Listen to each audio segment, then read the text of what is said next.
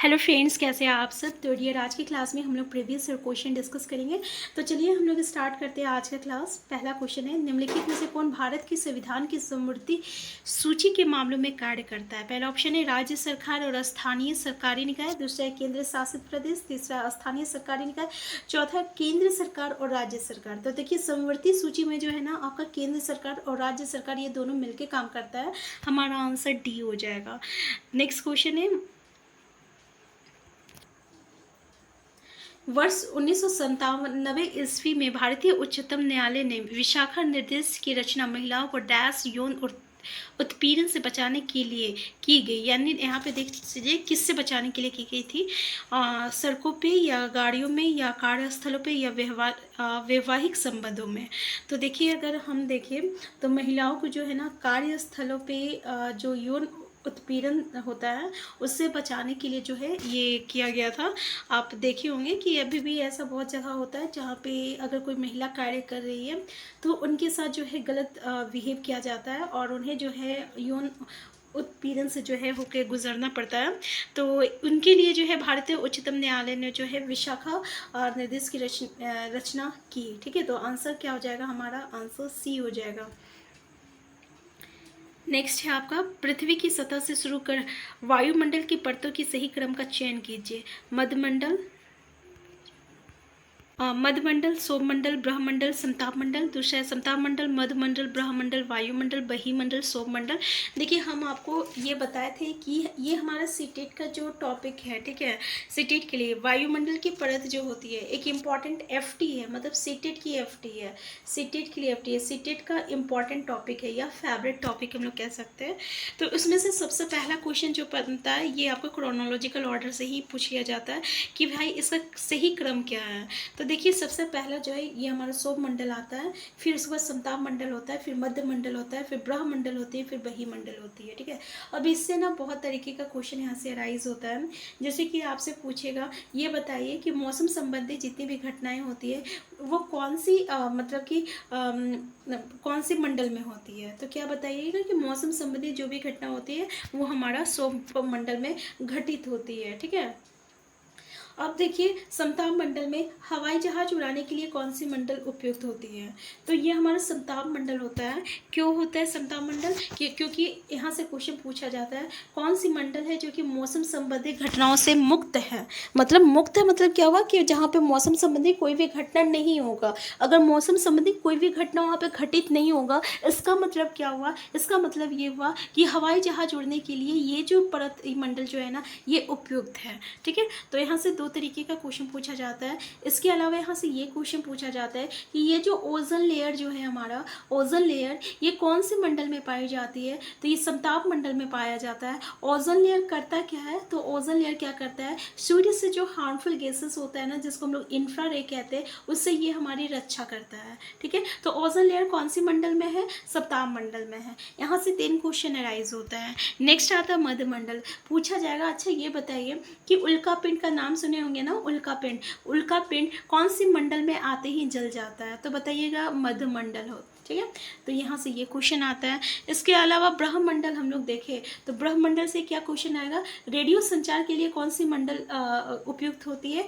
तो ये आपका ब्रह्मंडल में होती है। बहिमंडल क्या होता है, तो बहिमंडल क्या होता है कि यहाँ पे जितने भी हल्के गैसेस हो ना हाइड्रोजन और हीलियम वो यहाँ पे जो है तैरती रहती है। ये बहुत ही पतली परत होती है। ठीक है, पतली परत होती है। तो ये था हमारा आंसर सी, जहाँ से अलग अलग तरीके का क्वेश्चन जो है पूछा जाता है। नेक्स्ट क्वेश्चन है आपका, निम्नलिखित स्तूपों में से किस एक को उस स्थान के रूप में चिन्हित किया गया है जहाँ बुद्ध ने पहली बार उपदेश दिया था। देखिए ये क्वेश्चन तो बहुत इंपॉर्टेंट है। सांची है, थोटला कोंडा, बोध गया, तो सारनाथ। तो हमारा आंसर डी हो जाएगा। पूछा जाएगा और क्वेश्चन कभी कभी ये भी पूछा जाता है कि सारनाथ जो है वो किस लिए आपका प्रसिद्ध है। तो ये आपका इसलिए है क्योंकि इस स्थान पे जो है आपका बुद्ध ने पहली बार उपदेश दिया था, सारनाथ। ठीक है, तो आंसर डी हो जाएगा। नेक्स्ट क्वेश्चन है आपका, ऋग्वेद काल में कौन से 3 देवता विशेषकर प्रमुख थे।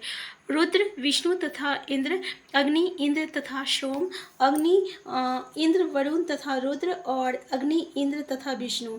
देखिए यहाँ पे जो है अग्नि और इंद्र तथा सोम, इन तीन का जिक्र किया गया है ऋग्वेद में।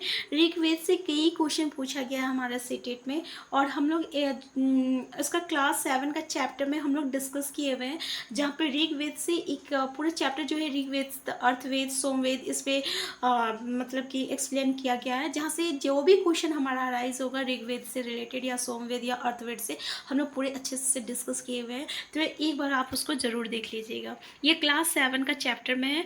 अब थर्ड या फोर्थ चैप्टर में वो हमें याद नहीं है, तो आंसर बी हो जाएगा यहाँ पे हमारा। देखिए इस चैप्टर से कई तरीके के से क्वेश्चन पूछा जाता है, जैसे कि ऋग्वेद से पूछा जाता है कि कौन सी नदी का जिक्र किया गया है, और कौन सी नदी का जिक्र जो है एक ही बार किया गया है, किसे सबसे पवित्र नदी माना गया है। ठीक है, तो इस तरीके का क्वेश्चन जो है हमें यहाँ पे देखने को मिलता है इस टॉपिक से।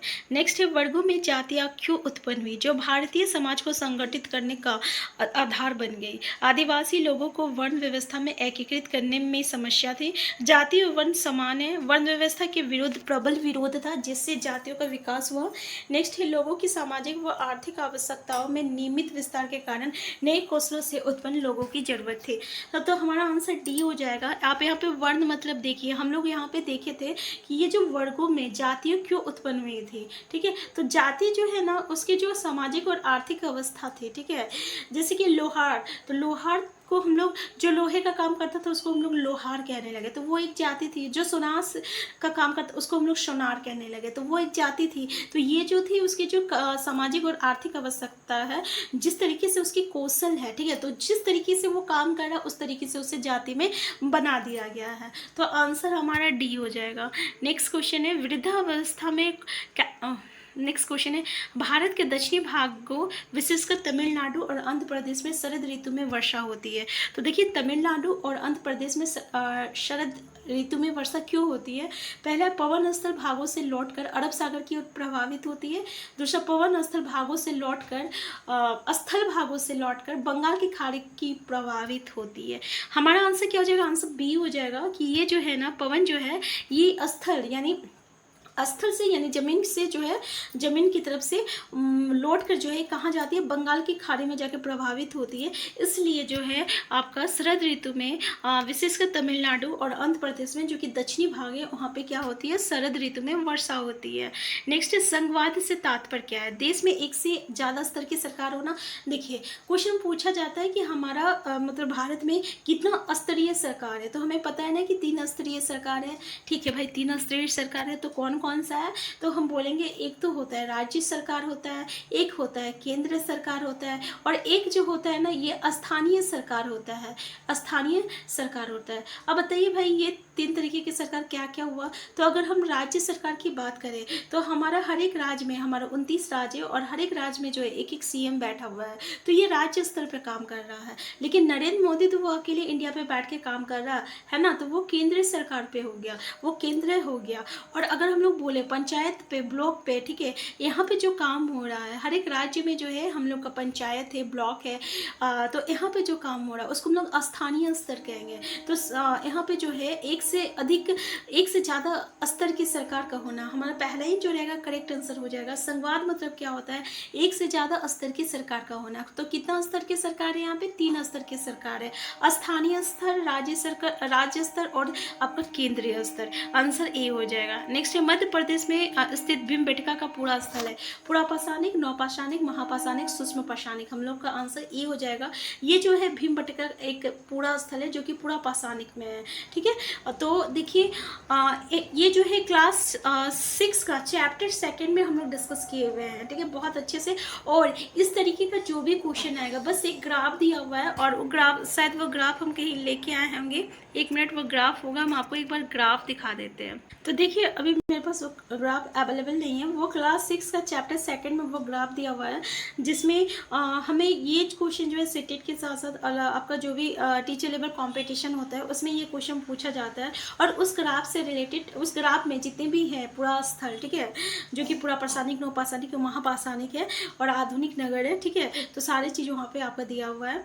तो आज का क्लास हम यहीं तक रखते हैं, हम फिर मिलते हैं नेक्स्ट क्लास में। चैनल में नए, चैनल को सब्सक्राइब कर लीजिएगा। Thank you.